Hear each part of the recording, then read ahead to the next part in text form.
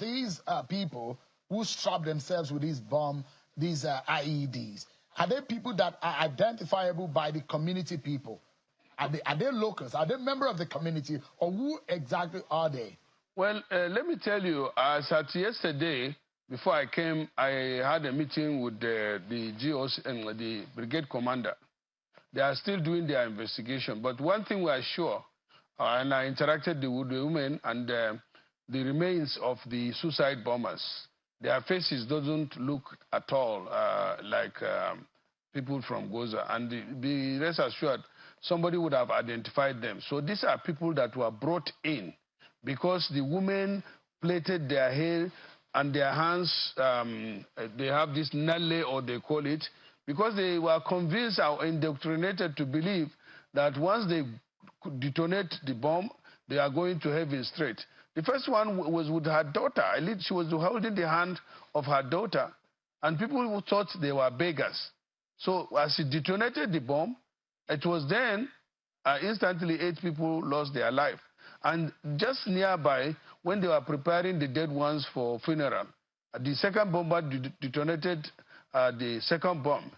And when the people were evacuated to hospital, again for treatment, the third bomber detonated at the hospital. Fortunately, there was no casualty, but people sustained injuries. And the fourth one was the one that was to be arrested, and she detonated the bomb again, killing 1 soldier and a civilian JTF. As a result of the swift reaction of the security agencies, asking everybody to go into his house. So, you know, they will now, if the other one, the last one, didn't have, she was just coming, a stranger, so she had no house to go, and therefore the security agency confronted her, and that was how she detonated the bomb. So I can tell you that these people are from outside, not really from within Gaza. But we are suspecting highly... Senator, yeah. We are suspecting highly that maybe they have connivance, or people that are informants or whatever, because you can't get somebody coming out directly from the bush or from the Mandara Mountain, because we are suspecting that maybe they are from the Mandara Mountain, where it's one of the black spots, or from Sambisa all the way, which is not far away from Gaza.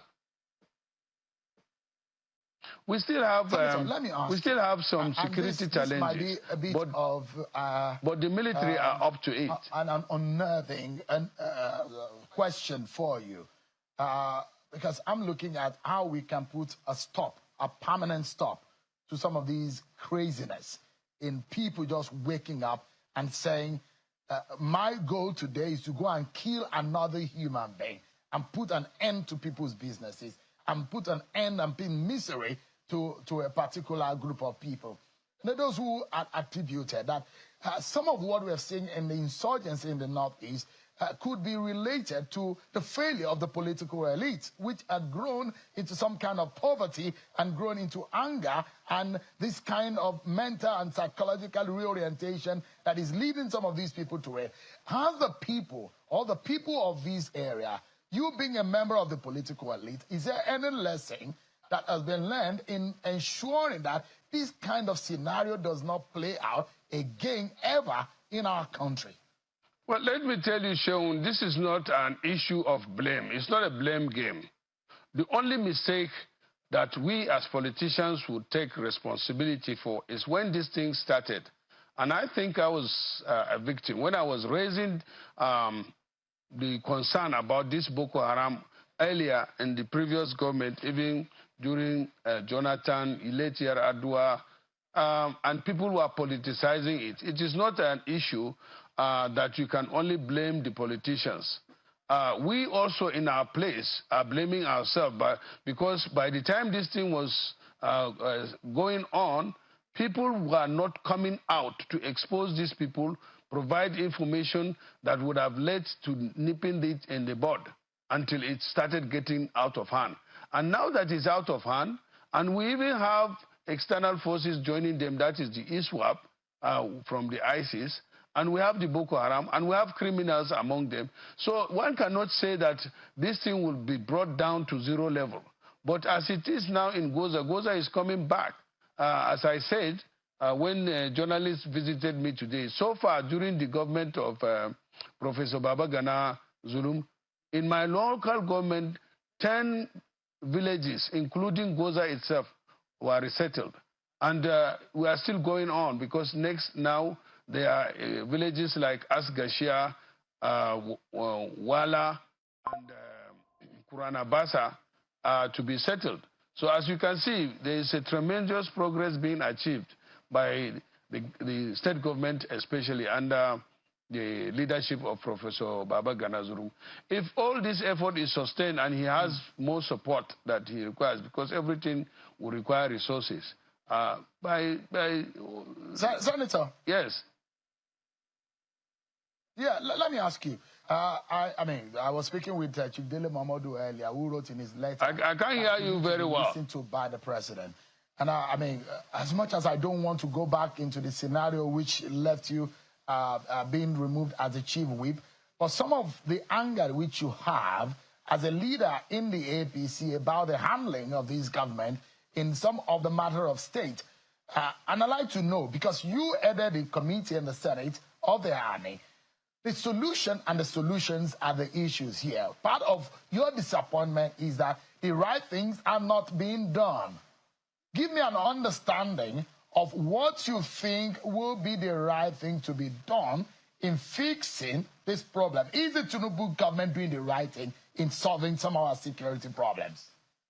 Sorry, Shehu, that last conversation, because you know I'm in Maiduguri and we have issues with communication. So can you take that again so that I can hear let me quickly wrap it up quickly. Yeah. So I'm making reference to, I said, as much as I do not want to go into the issues that led to you being removed as the chief whip, because Dele Momodu has said the president should listen to you. But sadly so, your anger about the manner in which the state of the nation is, it brings me to the issue of solution and solution and solution. The question is, as a former chair of the Committee on the Army, is this government doing the right thing in resolving or fixing the security problems or challenges of this country? Do you think so? Well, I can't say I can exactly answer this question straight out. But I can tell you that one of the major issues that I had and that led to, you know, my removal as the chief whip is my complaint that the president is not very accessible. If he's accessible, we would have told him this in a closed door, not on TV. But I can tell you that I made effort for myself. I made several efforts through severally. I wrote severally so that we can discuss some of these things. But I didn't have the chance. But I have no grudge now that we don't have any communication. But definitely we are moving forward in terms of the security in one area. In other areas like Zamfara, or what is happening in Zamfara, Sokoto, Katsina, Kaduna, I can't speak that much about it, but we know that the security challenges are still there, even recently. What I'm saying is this security matter is a collective matter. Everybody should come out and talk about it. Everybody should do something, say something, so that we can bring it to an end. The earlier we keep on deceiving ourselves that it's all over or it's under control, then we will not get the control. But so far, I can't say the government is not doing anything. They are investing into it. The army are bringing in. Like in my place, as I said, I can talk about Goza. I went to Goza and sleep. I did not sleep with the soldiers in my house. I did not sleep with soldiers roaming around. So that means there's improvement in Goza. But as for other areas, this is not something that I can say. You have representatives from other areas that know what is going on.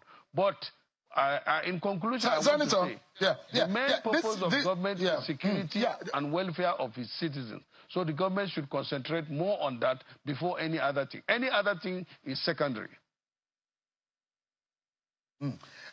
It's over a year now since the Tinubu government got into office. And there are those who will point fingers at you. You are one of those who came vote.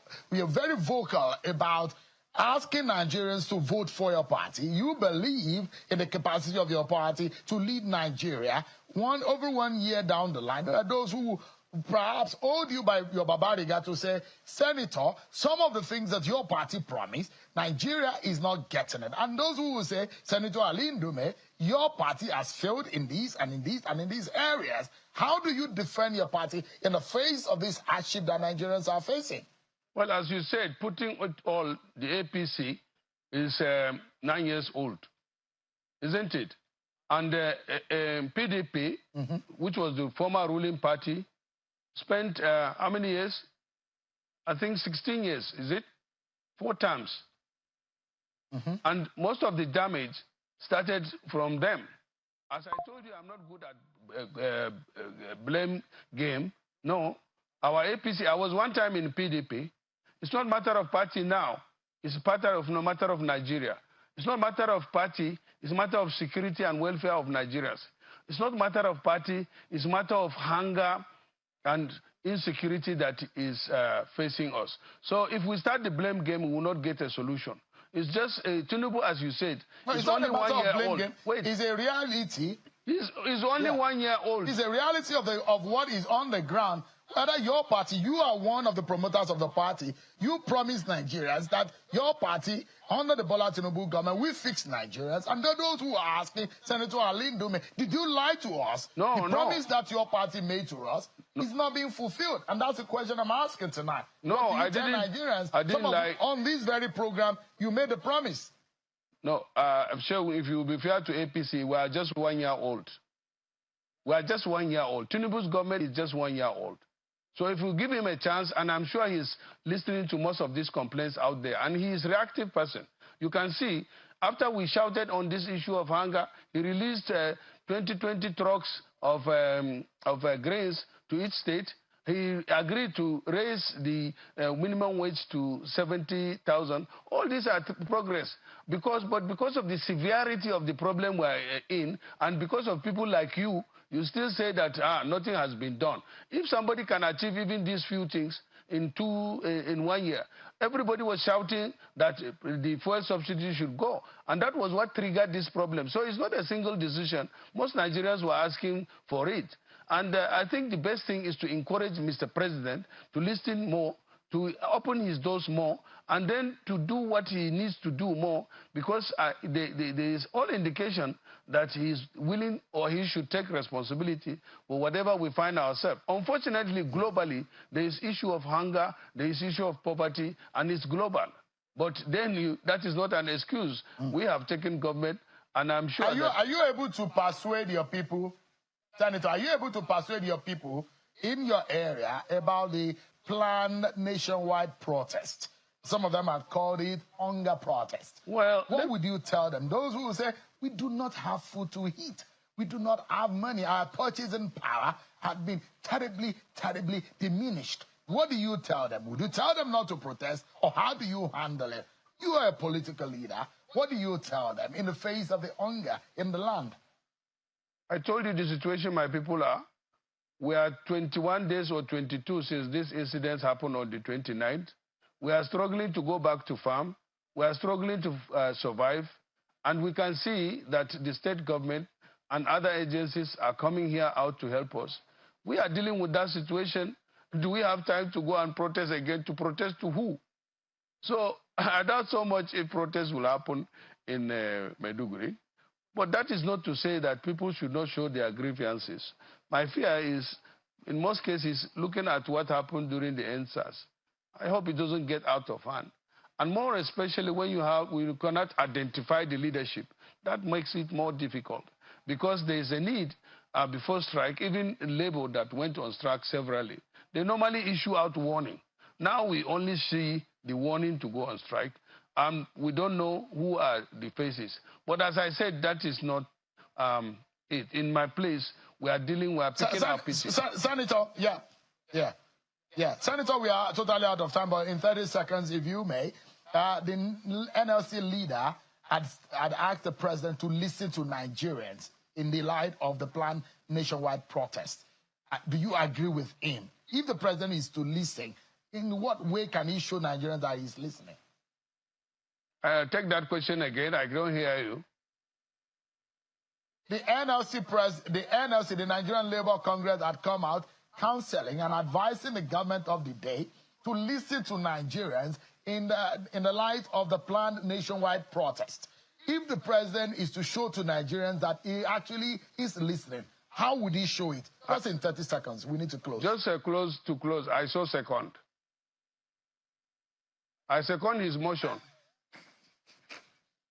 You have been removed as the chief whip of the Senate. You do not have the opportunity to move that kind of motion. No, I didn't move the motion. Gone. So the question NLC, wait. It's not a motion. I'm asking you a question. No, the NLC moved the motion. To show that he's listening to Nigerians. No. Yes. The NLC chairman raised that motion. Tell him I second his motion. That the president should listen to Nigerians. To the Nigerian people. Eh? How would he show it? I second the motion. How should the president show that he listens? Let the president listen. How would the president show that he listens? No, I think the president should talk. I think the president should talk to Nigerians or talk to the youth. Senator Ali Ndume, thank you very much for talking to us tonight. By the way, some people will refer to you as controversial. By the way, I thought you were sacked. Huh? By the way, it went viral that you are sacked. What happened? Fake news.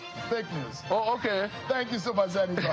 I appreciate your time tonight. All right. Bye-bye.